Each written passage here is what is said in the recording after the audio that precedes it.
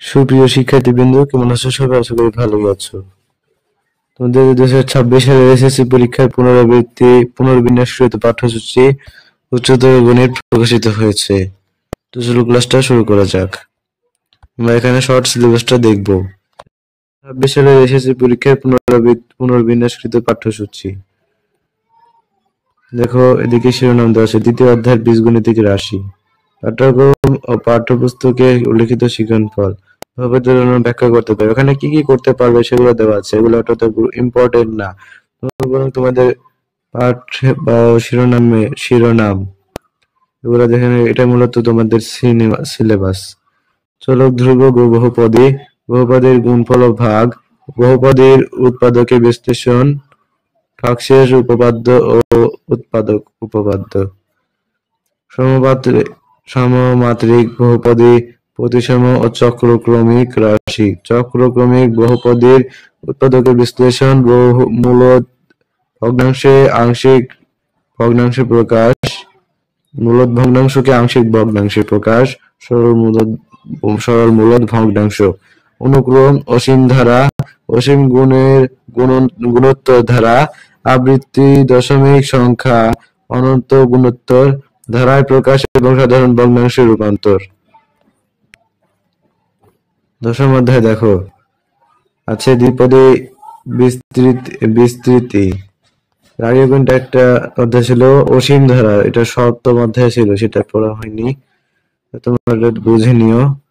দ্বিপদী বিস্তৃতি, এখানে আছে দ্বিপদী 1+y হোল n এর বিস্তৃতি, প্যাসকেলের ত্রিভুজের ব্যবহার, x+y হোল n দ্বিপদীর বিস্তৃতি, সাধারণ ঘাতের জন্য দ্বিপদী বিস্তৃতি, n বিশ্বসূচক চিহ্ন দিয়েছে এরা, ও NCR এর মান, গাণিতিক সমস্যার সমাধান, বিভিন্ন কোণের ত্রিকোণমিতিক অনুপাত সমূহ, দশম অধ্যায়ে ত্রিকোণমিতিক আংশিক, বিভিন্ন কোণের ত্রিকোণমিতিক অনুপাত সমূহ পাঠ থেকে অধ্যায় শেষ পর্যন্ত, অনুর্ধ্ব 2π কোণের ত্রিকোণমিতিক অনুপাত, θ কোণের ত্রিকোণমিতিক অনুপাত, পূর্ণসংখ্যা n×n এর বড় বা সমান 4 এর জন্য nπ/2 ± θ কোণের ত্রিকোণমিতিক অনুপাত ও প্রয়োগ, সহজ ত্রিকোণমিতিক সমীকরণের সমাধান।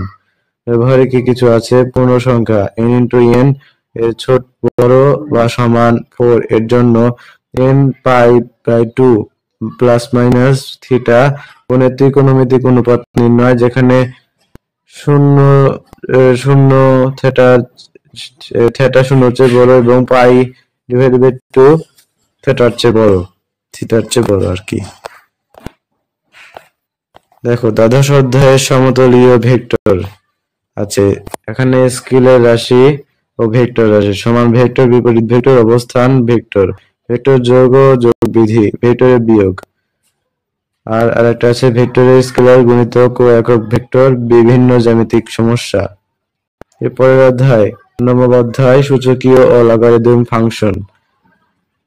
এখানে আছে মূলদ অমূলদ সূচক সম্পর্কিত বিভিন্ন সূত্র, মূলদ অমূলদ সূচকের জন্য, লগারিদম y সমান a⁴x, x সমান log a⁴y, লগারিদমের সূত্রাবলী, সূচকীয়, লগারিদমীয় ও পরম মান ফাংশন সমূহের লেখচিত্র, ক্যালকুলেটরের সাহায্যে লগ ও প্রতিলগ নির্ণয়।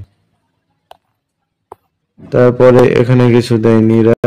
ব্যবহারিকে দেখো কি আছে, ব্যবহারিকে আছে ফাংশনের সমূহের লেখচিত্র ও বিপরীত ফাংশন নির্ণয়, সূচকীয়, লগারিদমীয় ও পরমান ফাংশন সমূহের লেখচিত্র অঙ্কন ও বৈশিষ্ট্য নির্ণয়, ক্যালকুলেটরের সাহায্যে লগ ও প্রতিলগ নির্ণয়।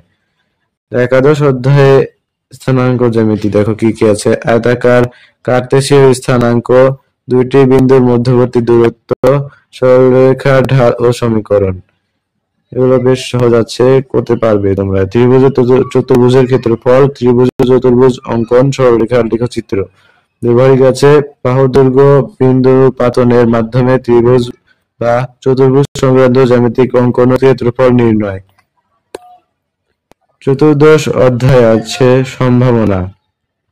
এখানে সম্ভাবনা ও ব্যবহার, সম্ভাবনার ধারণা, যুক্তিভিত্তিক সম্ভাবনা নির্ণয়, তথ্যভিত্তিক সম্ভাবনা নির্ণয়, নিশ্চিত ঘটনা ও সম্ভব ঘটনা ও সম্ভাব্য ঘটনা, নমুনা ক্ষেত্র এবং প্রবাবিলিটি ট্রি দ্বারা সম্ভাবনাময় নির্ণয়, সম্ভাবনা নির্ণয়, সহজ ও বাস্তব ভিত্তিক সমস্যার সমাধান।